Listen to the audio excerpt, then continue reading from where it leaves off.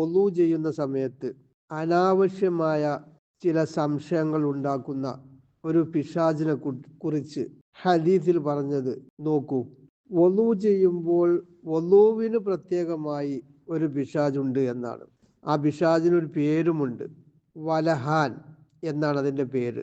ആ പിശാച് ഒളു ചെയ്യുന്ന സമയത്ത് ശല്യപ്പെടുത്തുകയാണ് എങ്കിൽ അള്ളാഹുവിനോട് നിങ്ങൾ എന്ത് ചെയ്യണം? കാവൽ ചോദിക്കണം എന്നാണ്. കാരണം ആ വലഹാൻ എന്ന് പറയുന്ന പിശാച് ഒളു നിർവഹിക്കുന്ന വ്യക്തിയുടെ അടുത്ത് സമീപം വന്ന് ആ പിശാച് ആ വ്യക്തിയോട് പറയുമെന്നാണ്, നീ വേണ്ടതുപോലെ ഒളു നിർവഹിച്ചില്ലല്ലോ, നീ മുഖം കഴുകിയില്ലല്ലോ, നീ തല തടവിയോ? ഇല്ലല്ലോ. ഇങ്ങനെ ആ പിശാച്, വലഹാൻ എന്ന് പറയുന്ന പിശാച് പ്രവർത്തിച്ച കാര്യങ്ങൾ ചെയ്തില്ല എന്ന് ഈ വ്യക്തിയോട് പറഞ്ഞുകൊണ്ടേയിരിക്കും. സ്വാഭാവികമായിട്ട് നമുക്കും അങ്ങനെ തോന്നാറുണ്ട്. കൈ കഴുകിയോ, കാൽ കഴുകിയോ, തല തടവിയോ, അല്ലെ, നിയ്യത്ത് വെച്ചോ, ഇങ്ങനെ ചെയ്തിട്ടുണ്ടാവും. എന്നിട്ട് പിന്നെയും സംശയത്തിൽ വരുന്ന ഒരവസ്ഥ. ഇത് ശരിക്കും വലഹാൻ എന്ന് പറയുന്ന ആ പിശാചിന്റെ പ്രവൃത്തിയാണ്. ഇങ്ങനെ ആർക്കെങ്കിലും സംഭവിച്ചു കഴിഞ്ഞാൽ തീർച്ചയായിട്ടും ആ വ്യക്തി ഈ വലഹാൻ എന്ന് പറയുന്ന ഈ പിശാചിനെ തൊട്ട് അള്ളാഹുവിനോട് എന്ത് ചെയ്യണം? കാവൽ ചോദിക്കണമെന്നാണ്.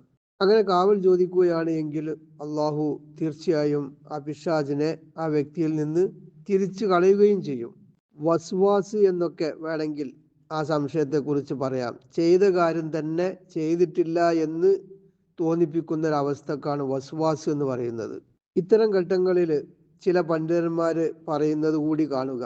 ഒളു, നിസ്കാരം പോലെയുള്ള ഇബാദത്തുകളൊക്കെ ചെയ്യുമ്പോൾ വസ്വാസ് കൊണ്ട് പരീക്ഷിക്കപ്പെട്ട വ്യക്തികളുണ്ടല്ലോ, അവര് ആ സമയത്തൊക്കെ ലാ ഇലാഹ ഇല്ലല്ലാഹ് എന്ന ദിക്റ് ചൊല്ലല് സുന്നത്താണ് എന്ന് പറഞ്ഞതായി കാണാം.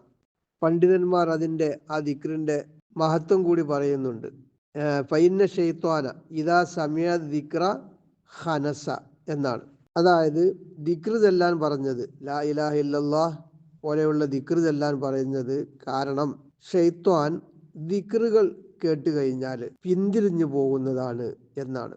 അപ്പോൾ ഇത്തരം ശല്യങ്ങളൊക്കെ ഉണ്ടാകുമ്പോൾ അള്ളാഹുവിനോട് കാവലിന് ചോദിക്കുകയും ലാ ഇലാഹ ഇല്ലല്ലാഹ് എന്നുള്ള ദിക്റുകളെ ചൊല്ലുകയും ചെയ്യേണ്ടതാണ്.